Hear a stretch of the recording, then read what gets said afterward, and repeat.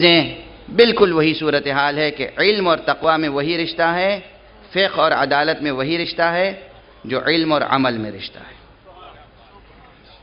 تقوی نام ہی ہے علم کی روشنی میں عمل کا۔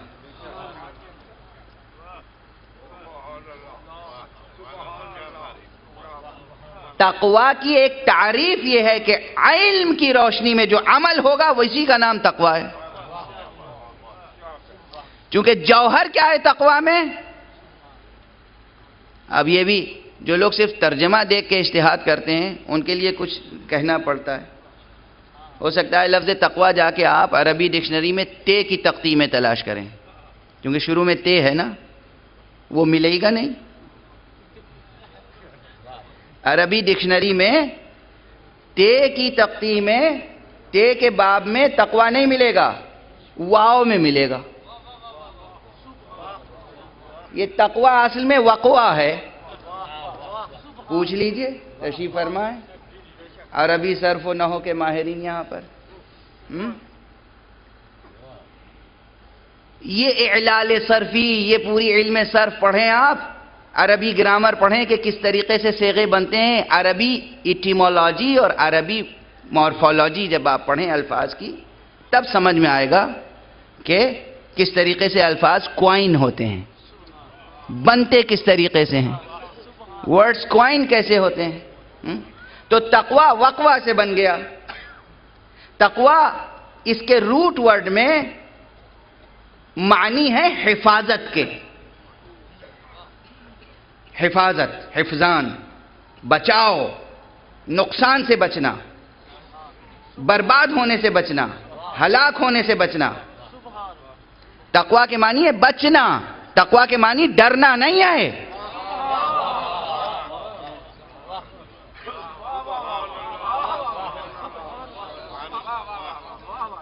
اب جب میں کبھی کبھی کہتا ہوں ممبر پر کہ قرآن مجید کا ترجمہ ابھی تک پورا درست ہو نہیں پایا ہے لوگوں سے، تو لوگ کہتے ہیں یہ تعلی کر رہے ہیں۔ کتنی ہی آیتیں ہیں جن کا آج تک صحیح ترجمہ نہیں ہو سکا،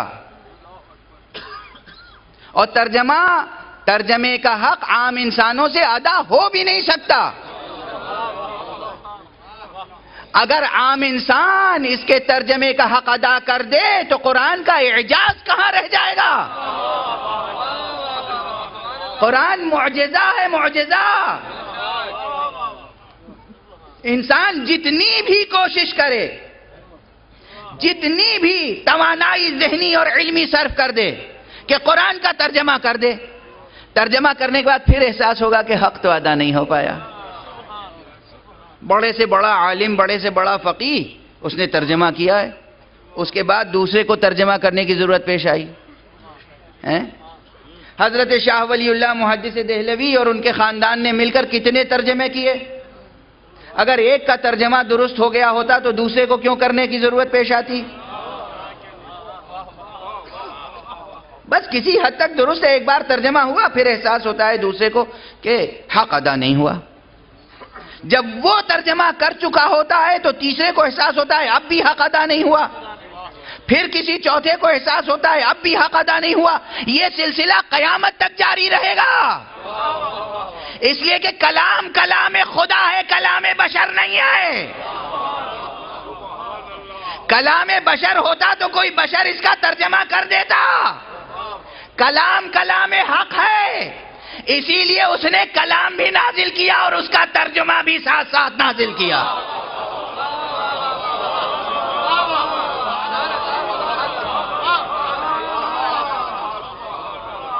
ترجمہ بھی اسی نے نازل فرمایا، اور چونکہ پورا ترجمہ ابھی سامنے نہیں آیا ہے، ایک ترجمہ پردہ غیب میں ہے۔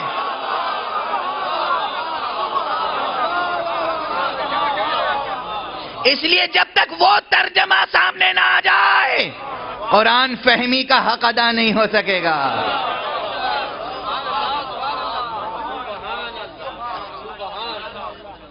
اب یہی دیکھ لیجئے کہ لفظ تقوی ہے اور سب کہتے ہیں ڈرو۔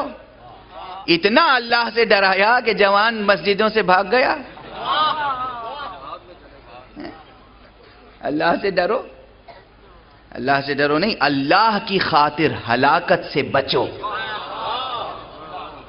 تم اللہ کی امانت ہو، تم اللہ کی عزیز مخلوق ہو، تم اللہ کی نفیس مخلوق ہو. اللہ نے تمہیں اپنے ہاتھوں سے بنایا ہے. برباد نہ ہو جاؤ، بچو.